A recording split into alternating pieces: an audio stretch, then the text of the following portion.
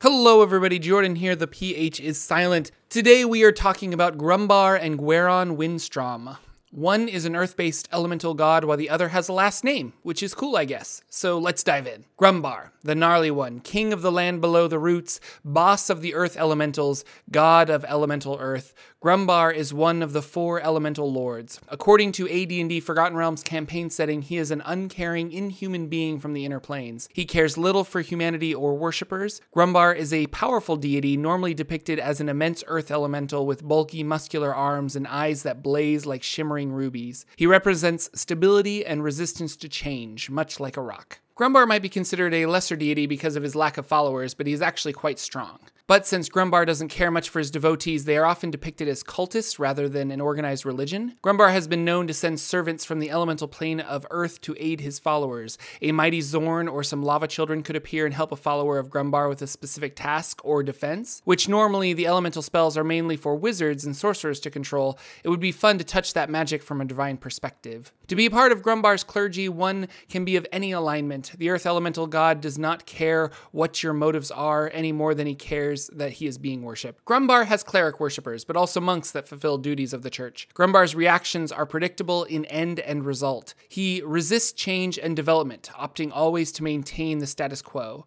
Thus, the priesthood takes it upon themselves to resist change at every possible turn. Not just within the church, but a priest of Grumbar would oppose changes within the government, other churches, or even geography. Priests of Grumbar can summon earth elementals to assist with work at the blessing of Grumbar. These elementals are often used to create foundations for and the construction of new churches. Despite not liking change, Grumbar enjoys creations in his honor. Sculptures that are created in his image are made as offerings to Grumbar. They are buried within the earth for him to find. In return, Grumbar will gift his followers with locational knowledge of rich lodes of ore or gemstones. Grumbar's priests are organized into holds. Each hold comprises 21 priests, 7 clerics, 7 monks, and 7 crusaders, which I'm assuming are sort of like paladins or maybe knights. Each hold is of a particular alignment, so the hold's purposes are in line with its followers. The special priests of Grumbar are known as Earthwalkers, and the monks are known as Cornerstones. There are plenty of titles given for specific ranks. A novice is known as an unspoken, and when taking the oath to become a devotee of Grumbar, that unspoken becomes known as an oathbound.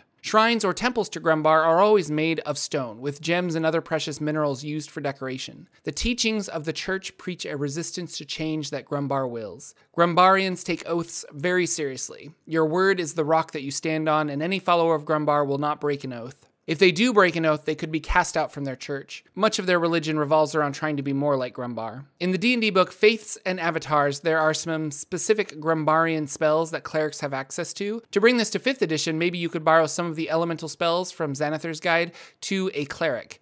Also, an elemental monk would make a great follower of Grumbar for 5th edition D&D. Finally, in 4th edition lore, Grumbar was discovered to be an ancient primordial, much like Ubtao and some of the other elemental gods. Still worshipped as a deity, but in reality is a powerful primordial from the elemental chaos. And that's for all those people that enjoy 4th edition lore, which might just be me, but that's okay. There are literally dozens of us. Dozens! Up next is Gwaeron Windstrom, also known as the Mouth of Maliki, the Master Tracker, and the Tracker Never Led Astray.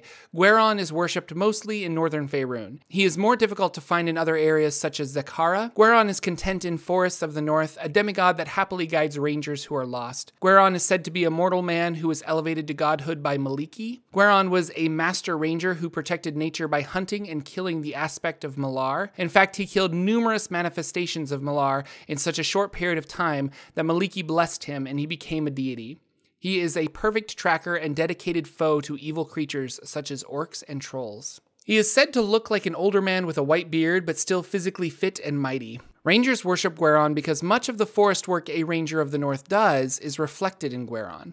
Also, Rangers know that Gwaeron will speak to Maliki on their behalf, so it's like getting 2 gods for one. Gwaeron has no temples, but shrines to him can be found in the forest. On a tree or in a grove, his symbol of a paw print with a star in it will be present. These are ideal places to pray and commune with Gwaeron. I suppose it's the nature aspect of Gwaeron, but I also feel like he'd be an ideal druid deity. Perhaps not, though, as druids would rather pray directly to Maliki rather than through a former human ranger. But to rangers, Maliki is too wild to understand, so they take comfort knowing Gwaeron will speak on their behalf.